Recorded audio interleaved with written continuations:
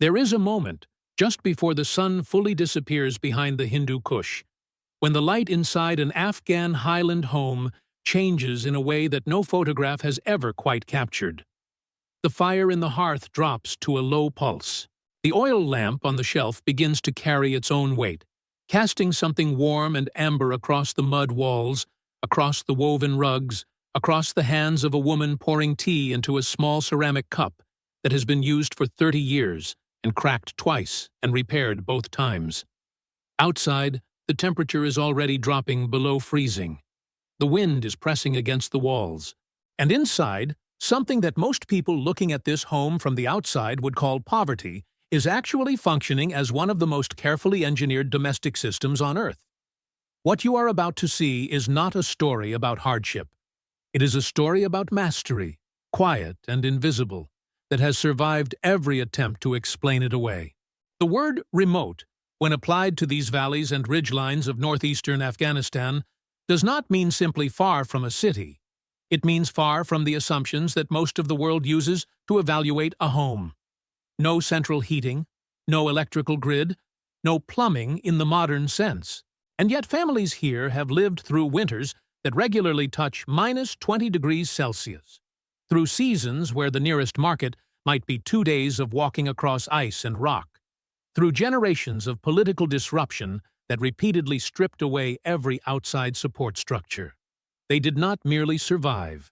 They built a domestic life so internally coherent, so functionally layered, that every object in the room serves multiple purposes and every routine carries information that took centuries to refine. The lamp on the shelf is not decoration. The tea is not a cultural habit. The quiet is not emptiness. All of it is working. If you are the kind of person who finds real intelligence in unexpected places, who sees engineering where others see only tradition, you are going to want to stay with this one. Subscribe and turn on notifications so you never miss a story like this. The house itself is the first thing that must be understood, because without it, nothing else makes sense. In the remote villages of Badakhshan, Nuristan, Ghor, and the mountain corridors connecting them, the dominant form of domestic architecture is built from what the land immediately provides. Stone is gathered from the riverbed and the hillside. Timber, where the altitude permits trees, is cut and dried and fitted. But the binding material, the substance that holds everything together and does everything that modern insulation claims to do, is a mixture of clay, straw, and animal dung, pressed into walls that in some constructions reach nearly a meter in thickness. That thickness is not incidental. It is the entire strategy. A thick earthen wall does something that no thin material can replicate at low cost in a mountain environment. It stores heat during the hours when the fire is burning and releases it slowly through the hours when the fire has gone cold. Engineers who study passive thermal mass buildings use the term thermal lag to describe this phenomenon, meaning the delay between when heat enters a material and when it exits on the other side. In a well-built Afghan highland home, that lag can stretch to 8 or 10 hours. The fire burns in the early evening. The walls absorb it.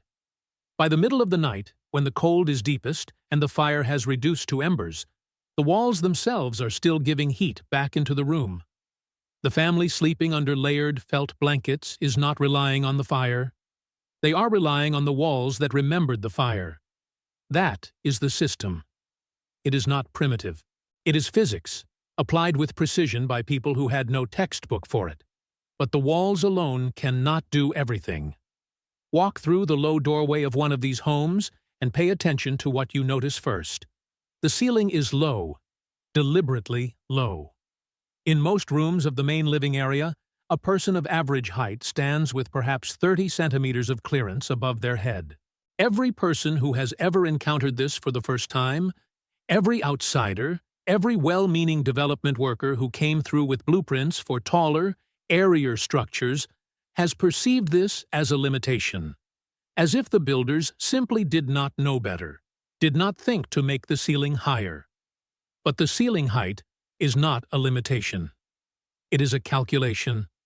Warm air rises. In a room with a low ceiling, the warmth produced by a small fire, a few oil lamps, and the bodies of several people sitting together cannot escape upward the way it would in a taller structure. It compresses. It stays where the people are. The entire upper layer of trapped warmth is essentially recycled back down by the ceiling before it can dissipate.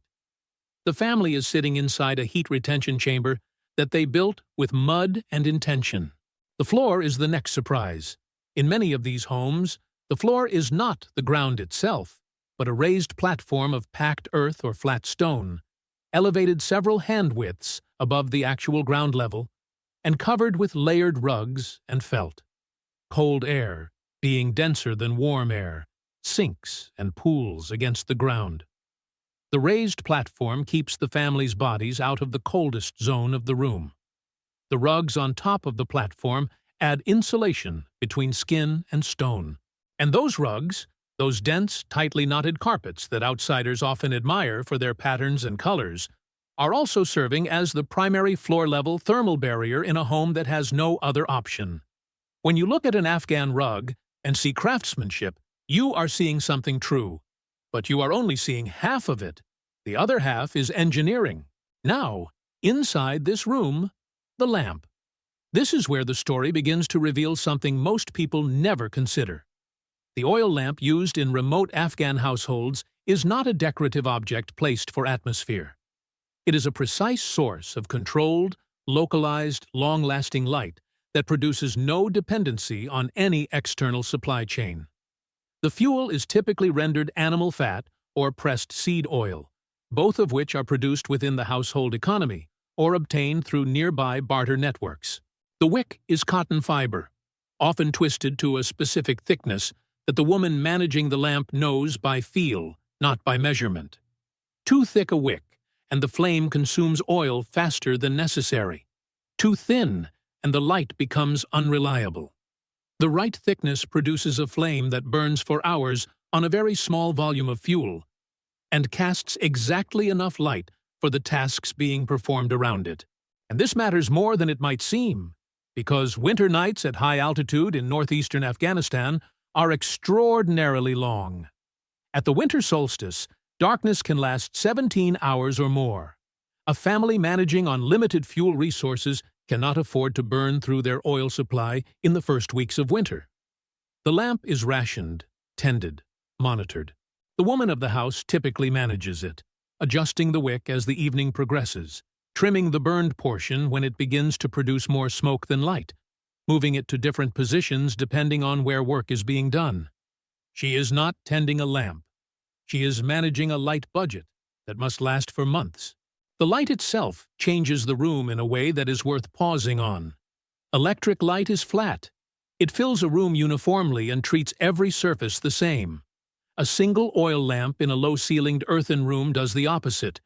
It creates depth, shadow, gradation. It concentrates attention. When the lamp is placed near the tea tray, everyone in the room naturally orients toward it. When it is moved to the corner where a child is learning to read or recite, the rest of the room dims, and the child becomes the center of the household's quiet attention. The lamp organizes the family's focus without anyone having to say so. It creates what a psychologist might call environmental structure, the unspoken arrangement of space and attention that holds a group together during long, dark hours. In a home with no television, no devices, no external signals competing for attention, the lamp is the anchor of the evening. The family gathers around it as naturally as people gather around a fire. And then there is the tea. If you have ever read about Afghan hospitality and thought of tea as simply a cultural gesture, a custom of welcome and warmth, you are not wrong. But you are also missing about half of what the tea is actually doing. In a remote highland home in winter, hot tea served multiple times throughout the day, and evening is performing a function that goes far beyond social ritual. It is delivering heat to the body from the inside at moments when the outside environment is working constantly to extract heat from it. A cup of green tea or black tea, drunk hot, raises the core temperature of the body in a way that allows the person to function comfortably in a room that might otherwise be close to the edge of physical endurance. It is internal heating, voluntary and recurring, timed around the rhythms of cold exposure during the day. The timing of tea in these households follows a pattern that only becomes visible when you watch it for a few days. Tea is prepared first thing in the morning, before anything else moves in the house, when the body has been lying still for hours and the room temperature has dropped to its overnight low. It is prepared again mid-morning after the first round of outdoor work, when whoever has been outside returns with cold hands and a cold body that needs to be brought back quickly. It appears again in the early afternoon, when the energy of the day begins to fade. And then in the evening, around the lamp, tea becomes the medium through which conversation happens, through which the family settles into the quiet hours before sleep. Each of these moments is calibrated, not consciously planned in the way a schedule is planned, but patterned by generations of experience that determined when the body most needs this particular support. The vessel matters too. The small ceramic cup, the handleless glass, the stoneware bowl, these are not random choices. Small volumes of liquid stay hot long enough to be consumed before cooling, which means every sip delivers the thermal benefit it is meant to deliver. A large mug of tea in a cold room loses most of its heat before the bottom of the cup is reached. The small cup is drunk quickly, refilled if needed, and the body receives what it requires without waste. Even the act of wrapping both hands around the cup, the almost universal human gesture when holding a hot drink, is useful. The palms are densely supplied with blood vessels close to the skin surface. Warming the palms warms the circulating blood more rapidly than warming any other external body part. The small cup, held in both hands, is a warming device that works through the hands to warm the whole body. None of this was written down anywhere. All of it was learned. If you are finding this as remarkable as it actually is, hit the like button and subscribe. This community is built for people who want to understand how traditional intelligence actually worked, the real engineering behind lives that the modern world has consistently underestimated. The family's evening routine in a remote Afghan highland home is organized around a logic that becomes apparent only when you stop expecting it to look like anything familiar. There is no division of the house into separate rooms for separate functions the way a modern apartment is organized. The main living room, typically the largest and best insulated space in the structure, is the bedroom, the dining room, the sitting room, the workshop, and the classroom simultaneously. This is not a compromise of inadequacy. It is a concentration of function that serves the thermal strategy perfectly. Every person in the room is a heat source. The human body at rest produces roughly 80 watts of warmth, and a body engaged in light activity produces considerably more. 4 people in a small room represent 300 watts of continuous heat generation. 6 people represent 450 or more. In a space where the fire is burning low to conserve fuel, the family itself is part of the heating system. Keeping everyone in one room is not a social preference. It is an energy decision. The children in these households are not separated into a different space for the night the way children in modern urban homes typically are. They sleep in the same room as their parents and grandparents, layered together under felt and wool, bodies in proximity generating a collective warmth that no blanket alone can replicate. An elder sleeping beside a young child is not just sharing space. They are sharing heat budgets. The child's smaller body loses heat faster. The elder's larger thermal mass stabilizes the microenvironment under the shared coverings. This arrangement, which looks to outside observers like a lack of private space, is a biological co-regulation system that has been operating in mountain communities for thousands of years. It works extraordinarily well. Children in these settings do not typically suffer the cold-related health problems that might be expected given the temperatures. They are protected by architecture, routine, and the warmth of proximity. The grandmother's role in this household economy deserves specific attention, because it is far more technically demanding than it appears. She is typically the person who manages the fire. Not simply in the sense of adding fuel, but in the sense of controlling a complex variable across a very long time horizon. She knows how much wood or dung cake remains in the household fuel store. She knows, by the feel of the walls and the behavior of the smoke, whether the house has held enough heat through the previous night to allow a smaller fire tonight. She knows which family members are unwell and need more warmth, and she adjusts the fire accordingly. She knows that a fire built too hot in the early evening will burn through fuel quickly and leave the house cold by the deepest hour of the night. She banks the fire, meaning she arranges it deliberately so that a slow burn extends across the maximum number of hours with the minimum consumption of fuel. This is not instinct. It is expertise, developed over decades, transmitted imperfectly through watching and doing, and refined by feedback from every cold night that proved her wrong. Her knowledge extends into food as well. And this is where another layer of the domestic system reveals itself. In the remotest communities, winter food stores are not simply about having enough calories to survive. They are about having the right kind of calories for the conditions. The staple foods of the Afghan highland winter: dried mulberries, walnuts, chickpeas, dried apricots, clarified butter, hard cheese, dried meat, flatbread baked in bulk and stored, are not chosen by accident or by limited availability alone. They are calorie-dense. They are dry, meaning they require no refrigeration and do not freeze into inedibility. They are storable for months without the development of harmful organisms, and they are digestible in ways that produce internal heat efficiently, meaning the body burns through them in a manner that generates warmth as a byproduct.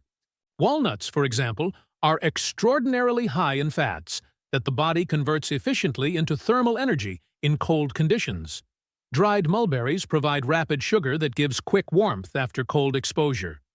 Clarified butter, stripped of water content and therefore resistant to freezing, can be eaten directly or melted into food to add concentrated fuel to a body working hard in low temperatures. This food system is not simply sustenance. It is cold-weather fuel management, calibrated over many generations to match the specific metabolic demands of high-altitude winter life. The preparation of food is also a source of heat.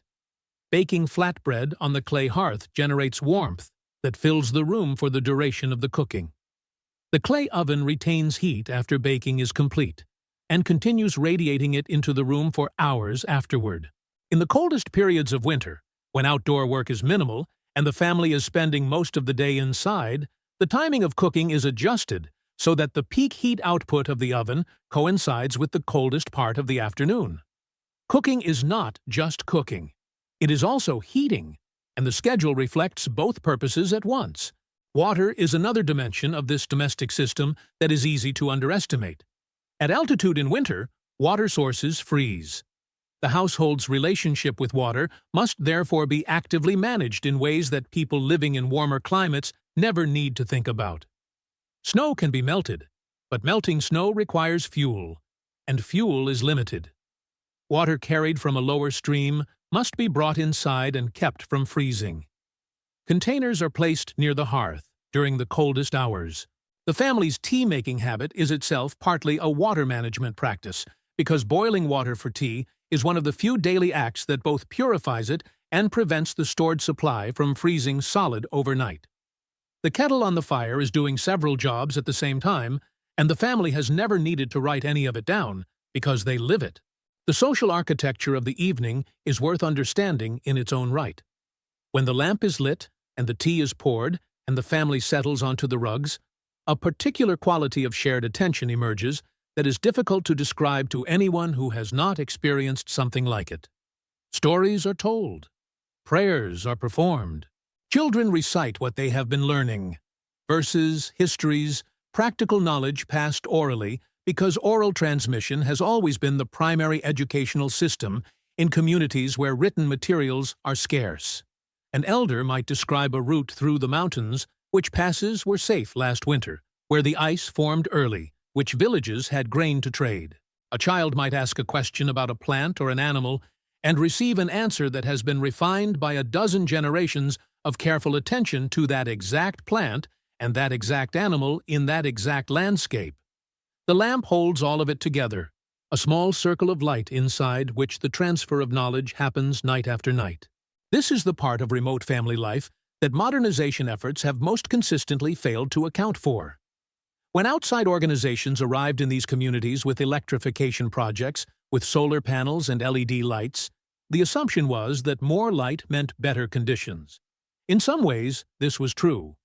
But the quality of the evening, the concentrated, lamp-centered, face-to-face transmission of knowledge and story and skill that changed in ways that were harder to measure. Brighter, flatter light expanded the room.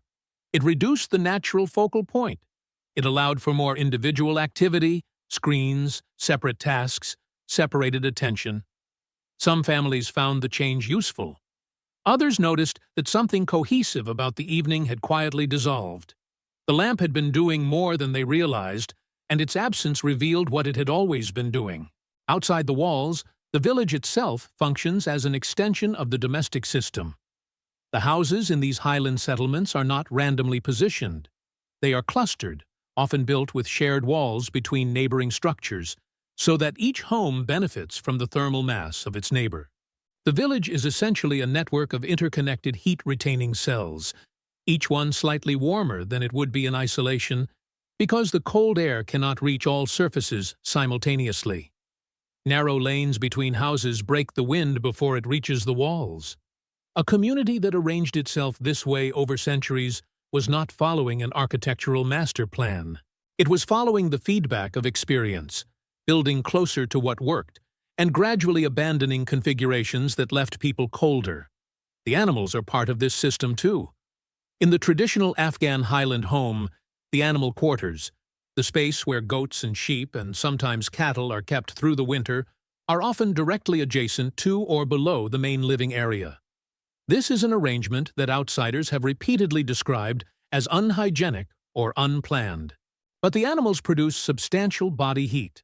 A small enclosure of goats generates enough thermal output to raise the temperature of the floor or wall above it by several degrees.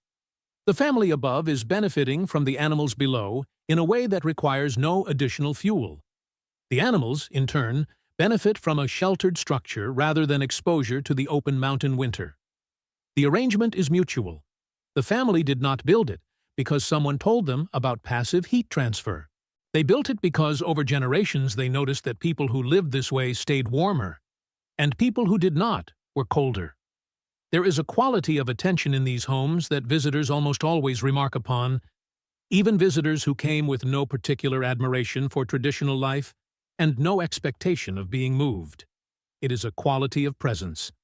The family in the lamp-lit room is not distracted. They are not managing competing signals from multiple devices. They are together, physically and attentionally, in a way that is increasingly rare. The children know what is happening in the room. The elders know what the children are thinking. The tea is refilled before it is requested because someone is watching. This level of mutual attunement does not arise from poverty. It arises from a domestic architecture that concentrates people in space and time, that makes the shared room the only room, that makes the lamp the only light, that makes the conversation the only entertainment. The design of the home produces the quality of the family's attention to each other. The limitation is the feature. Subscribe if you want to keep exploring these invisible systems. Every comment you leave on these videos helps shape the next story. And there is always another story worth telling. It would be easy and wrong to close this by suggesting that this way of life should be preserved unchanged, or that the families living it are somehow purer or more admirable than people living differently. That is not the argument. The families in these homes want clean water and medical access and educational options as much as anyone. The argument is different and more specific. The argument is that before you look at a low-ceilinged mud house and see underdevelopment, before you look at an oil lamp and see poverty, before you look at a small cup of tea held in both hands and see a quaint custom, you should understand what you are actually looking at. You are looking at a system that solved, without electricity, without manufactured insulation, without supply chains, without engineering degrees, the problem of keeping a family alive, warm, fed, educated, and emotionally coherent through winters that would challenge a well-equipped expedition team. The lamp solved the light problem. The tea solved the warmth problem. The thick walls solved the insulation problem. The low ceiling solved the heat escape problem.